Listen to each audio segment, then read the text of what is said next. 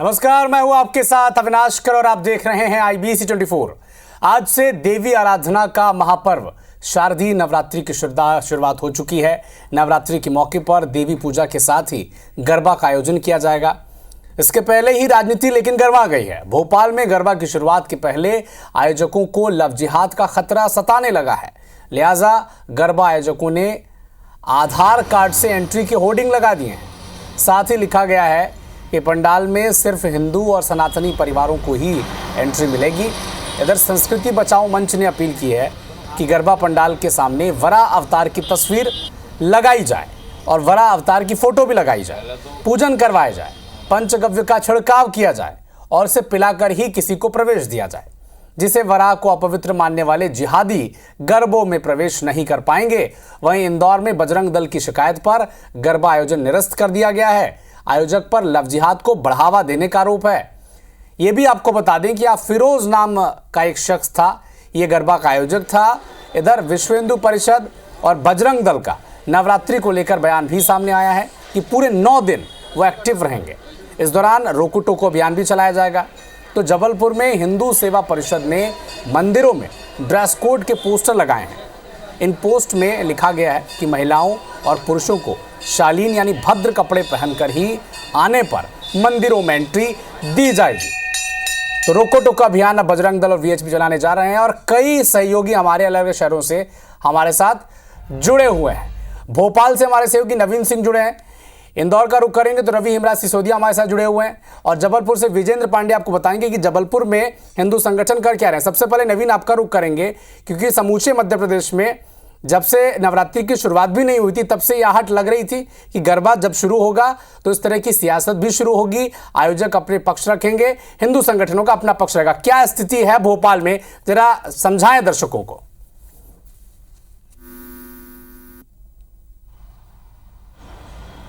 देखिए अविनाश, ये कोई पहला मौका नहीं है। इससे पहले भी गरबे मध्य प्रदेश या देश भर में होते रहे हैं और इससे पहले भी विश्व हिंदू परिषद, बजरंग दल और तमाम हिंदू संगठनों ने इस तरीके की राय अपनी रखी है और गरबा पंडालों में मॉनिटरिंग करने की भी बात कही है और कई बार हमने इसमें बवाल भी देखा है। हालांकि इस बार ये ज़रूर नया है कि इस बार गरबा पंडालों में बड़े बड़े बोर्ड लगाए जा रहे हैं जिसमें साफ तौर पर ये जिक्र है कि गैर सनातनियों का प्रवेश वर्जित है, यानी गैर सनातनी जो गैर हिंदू हैं, दूसरे धर्म के लोगों का प्रवेश वर्जित है।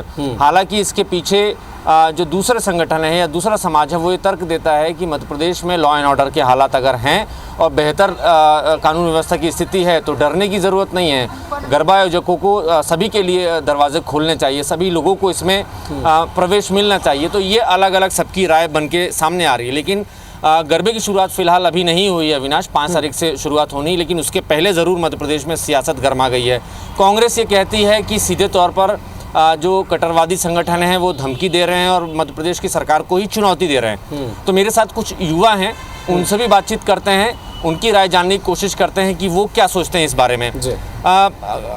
अक्सर आपने सुना होगा गरबा पंडालों में या जब नवरात्रि शुरू होती है तो ये कहा जाता है कि गैर हिंदू प्रवेश वर्जित है, लव जिहाद का खतरा उनको महसूस होता है।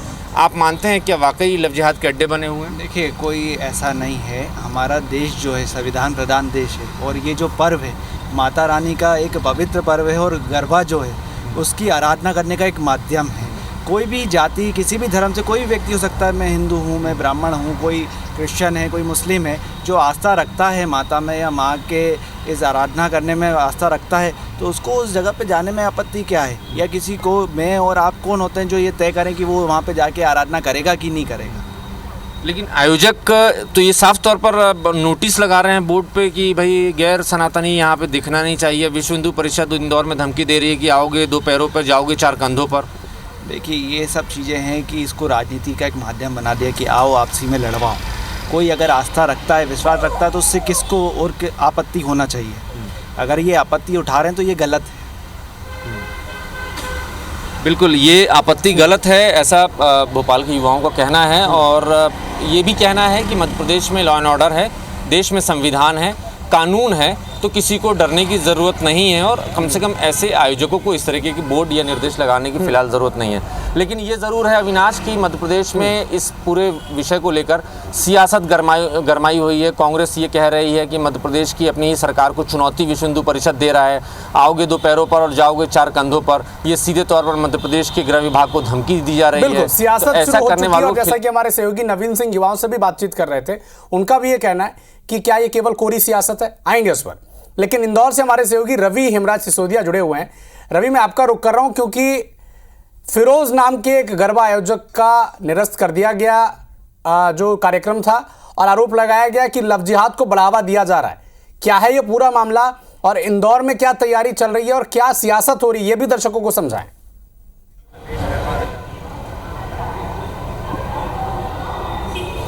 देखिए, सबसे पहली बात तो ये है कि ये जो पूरा मामला है, भंवरकुआ में जो गणेश नगर है वहाँ पर पिछले 35 सालों से लगातार यहाँ पर गरबा पंडाल बनाया जा रहा है। यहाँ पर विधिवत तरीके से माताजी विराजित की जाती है। गरबा पंडाल में 300 से ज़्यादा परिवार की बच्चियाँ जो हैं वो गरबा करने के लिए पहुँचती है। लेकिन आज 35 साल बाद अब आकर इस पर आपत्ति आई है और नाम सिर्फ जो आपत्ति आई है वो फिरोज़ खान के नाम पर आपत्ति आई है। हमारे साथ में फिरोज़ खान खुद मौजूद हैं, जिनका साफ तौर पर एक ही कहना है कि अगर नाम से आपत्ति है तो मुझे हटा दो, लेकिन धर्म पर सियासत मत करो।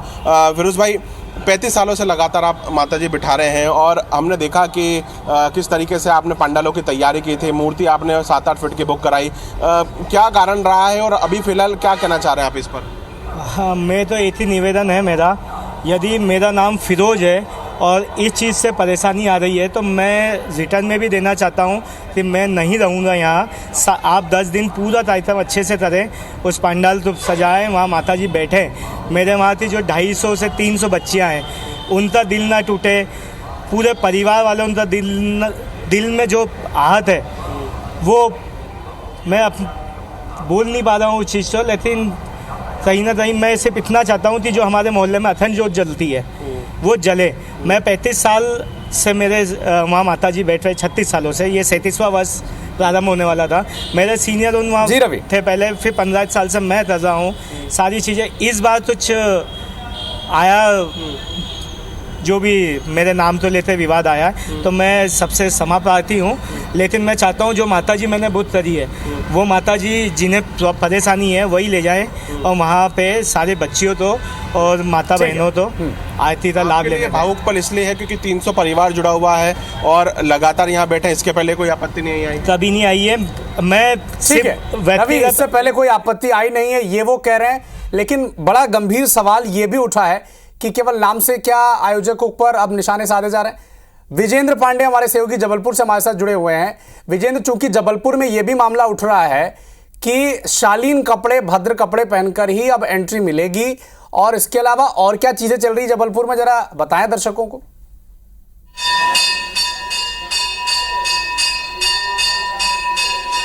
बिल्कुल, जबलपुर में भी अगर हम नवरात्रि और माता के आराधना के पर्व की इस बात करें तो एक तरह से हिंदूवादी संगठनों की पुलिसिंग साफ नज़र आ रही है। हाल ही में गरबे को लेकर विविध तरह के यहाँ पर चेतावनी विश्व हिंदू परिषद की ओर से जारी की गई थी और ये कहा गया था कि आधार कार्ड जो है अनिवार्य किया जाए गरबों में एंट्री के लिए। तो इधर हिंदू सेवा परिषद ने तमाम मंदिरों में ड्रेस कोड लागू करने के यहाँ पर पोस्टर चस्पा कर दिए हैं और ऐसे ही एक मंदिर, सिद्ध काली मंदिर में इस वक्त मौजूद हूँ जहाँ ये पोस्टर चस्पा है। लोग क्या सोचते हैं, युवतियाँ क्या सोचती हैं, आपसे मैं जानना चाहूँगा कि इस मंदिरों में ड्रेस कोड लगाने के पोस्टर्स लगाए गए हैं और ये कहा गया है कि लोग शालीन कपड़ों में आए, खास तौर पर युवतियाँ, महिलाएं साड़ी और सलवार सूट में ही आएँ। तो आप क्या कहेंगे, क्या राय रखते हैं? सबको साड़ी और सूट में ही आना चाहिए। ज़्यादातर सब जगह कपड़े अलग अलग ही होते हैं, मंदिर में खासकर सूट ही पहन के आए, अच्छे से आए, प्रॉपर आए और सब जगह मतलब अच्छे से ही जाना चाहिए। और अच्छा है कि आप लोग ने पोस्टर वगैरह भी लगवाया है वहाँ पे। तो आपको लगता है कि ये एक्सरसाइज जो थी वो ज़रूरी थी, ये पोस्टर्स लगाने ज़रूरी थे? हाँ, ये ज़रूरी थे पोस्टर्स लगवाना। तो आप समर्थन करते हैं इस बात? जी बिल्कुल। जी, तो देखिए, एक युवतियाँ वो समर्थन करती हैं। एक युवक से मैं जान लेता हूँ कि जो ड्रेस कोड मंदिरों में लगाने के पोस्टर लगाए गए हैं, आप क्या राय रखते हैं? नहीं, देखो, मंदिर जो है आस्था का प्रतीक होता है। अगर ड्रेस कोड लगा है तो कुछ हद तक सही है, लेकिन छोटे बच्चों पे एक उम्र के हिसाब से नहीं होना चाहिए। जब छोटे बच्चे फ्रॉक पहन के आ सकती हो ठीक है, लेकिन एक उम्र। तो लगातार जबलपुर में जिस तरह से आप तस्वीरें हमारे सहयोगी विजेंद्र पांडे आप तक पहुंचा रहे थे कि महिलाओं और पुरुष को शालीन कपड़े पहनकर आने पर ही मंदिरों में एंट्री दी जाएगी। भोपाल में लगातार नवीन सिंह हमारे सहयोगी बता रहे हैं कि किस तरह से इस पर सियासत गरमाई हुई है। कांग्रेस सीधा कह रही है कि क्या जो हिंदूवादी संगठन है वो प्रशासन की कार्यप्रणाली को चैलेंज तो नहीं कर रहे हैं। गरबा पर जो आयोजन होना है इस पर अब सियासत शुरू हो चुकी है। भोपाल में गरबा की शुरुआत से पहले ही आयोजकों को लफ्जियात का खतरा सताने लगा है, जिसका जिक्र हमारे सहयोगी बता ही रहे थे आपको। कैसे गरबा आयोजकों ने आधार कार्ड से एंट्री के होर्डिंग लगा दिए हैं, लिख दिया गया है कि केवल हिंदू और सनातनी परिवार इसमें आए।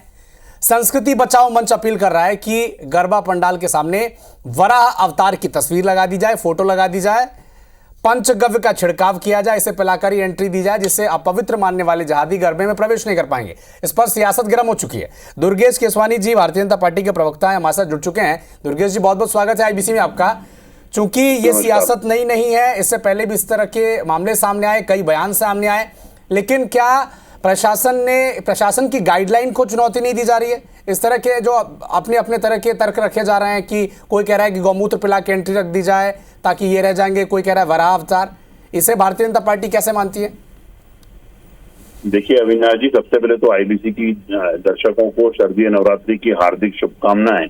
जी। माता रानी की कृपा सब पर बनी रहे। और निश्चित रूप से जब ये त्योहार है और आप देखते हैं कि माँ की आराधना का पर्व है, ये माँ की भक्ति का, शक्ति का पर्व है ये, तो निश्चित ही जब गरबा पंडालों में हम पिछले कई समय से ये अनुभव करते आ रहे हैं और आपने भी किया है अविनाश जी, आपके चैनल ने भी समय समय पर इन बातों को उठाने का काम किया है। जी। क्यों हम गैर किसी उसमें जाने की काम करें? आपका त्योहार है, आप अपनाओ। गंगा जमनी तहजीब का यह प्रदेश है और हर आदमी अपना त्योहार स्वतंत्रता से मनाए। पूर्व में कई बार ऐसे अनुभव हुए हैं कि लोग टीका लगाकर, कलावा पहनकर वहां पे पंडालों में घुस जाते हैं। तो जो आयोजक हैं वो आयोजक निश्चित रूप से इस चीज को रोकने के लिए, क्योंकि मेरा सिर्फ एक प्रश्न आपसे है अविनाश जी, क्यों हनुमान जयंती पर पथराव किया जाता है जुलूसों पर? क्यों रामनवमी के जुलूसों पर पथराव किया जाता है? क्यों भगवान गणेश जी के जुलूसों पर, चल समारोह पर पथराव किया जाता है? ये कौन लोग हैं जो प्रदेश और देश की शांति बिगाड़ना चाहते हैं? ये तो गंगा जमनी तहजीब का प्रदेश है, देश है, जहाँ पे हर त्योहार मिलकर मनाए जाते हैं। पर कई फिरका परस्त लोग अगर इस तरह की चेष्टा करते हैं तो कानून सख्ती से निपट भी रहा है और निपटेगा भी। कोई भी अगर इस तरह का काम करता है, कोई भी इस कृत्य को अगर अंजाम देता है तो उसकी जगह जेल की सकीचें हैं। सब त्योहार आप हर आदमी को अपनी स्वतंत्रता है। आप 5 समय की नमाज पढ़ रहे हो, हम उस पर आपत्ति नहीं करते। हमारे त्योहार है तो उस पे क्यों? सुदेश शर्मा जी कांग्रेस पार्टी के प्रवक्ता हमारे साथ जुड़ चुके हैं। सुदेश जी बहुत बहुत स्वागत है आपका। दुर्गेश जी कह रहे हैं और हिंदू संगठन कह रहे हैं कि नवरात्रि तो हिंदुओं का धर्म है, माफ कीजिएगा त्योहार है, तो इसमें जो गैर हिंदू धर्म के लोग हैं वो प्रवेश न करें, इसके लिए बाकायदा आधार कार्ड भी लगाए जा रहे हैं और जो भी उनकी तरह से कोशिश हो सकती है उसका भी प्रयास किया जा रहा है। इससे कोई आपत्ति है क्या कांग्रेस पार्टी को? देखिए अविनाश जी, हम उस देश के नागरिक हैं जिसमें हिंदू, मुस्लिम, सिख, ईसाई आपस में सब भाई भाई। इस नारे को हम चरितार्थ करने का नाम भारत कहते हैं। ये हमें संविधान भी अधिकार देता है अपने अपने धर्मों को मानने का। और श्रद्धा की बात रहे तो हमारा देश आस्था और निष्ठा का देश है। हमारा देश ऐसा है कि पत्थरों में भगवान को खोज लेता है, उससे मिल भी जाते हैं। तो हम आस्थावान लोग हैं। अगर कोई व्यक्ति किसी भी धर्म के प्रति आस्था रखता है तो उसे पूरा अधिकार संविधान देता है कि वो जाके वहाँ अपनी आस्था व्यक्त कर सके। लेकिन भारतीय जनता पार्टी सिर्फ ये बिखराव की राजनीति कर रही है, हिंदू मुस्लिम करने की कोशिश कर रही है। पहले प्रभु राम पर राजनीति की, फिर गौ माता के नाम पर राजनीति की।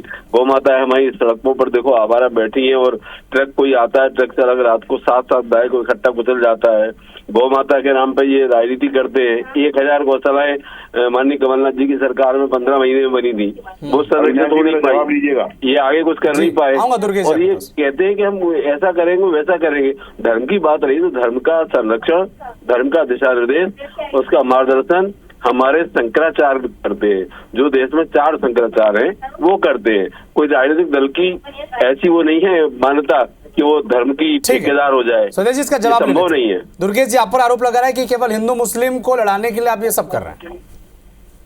देखिए ये तो एक विशेष वर्ग की राजनीति करने वाले दल हैं। हमने कब मना किया कि कोई दूसरे धर्म का आदमी नहीं जाए? अगर उसकी आस्था है, वो माँ को मानता है, तो अपने परिवार के साथ जाए, अपने आईडी आधार कार्ड दिखाए, दर्शकों की दीर्घा में बैठ के देखे, आराधना करे माँ की। हम कब मना कर रहे हैं इस चीज के लिए? पर ये कांग्रेस का जो प्रेजेंटेशन है ना, और ये राम मंदिर की बात कर रहे थे, राम मंदिर के लिए तो हम हमेशा से ही अपने संकल्प पत्र में लिखते आए कि मंदिर वहीं बनाएंगे, और मंदिर बना के दिखाया हमने। जो हमने संकल्प लिया उसको पूरा करने का काम हम करते। हमने अगर धारा 370 की हटाने की बात की, हमने करके दिखाया।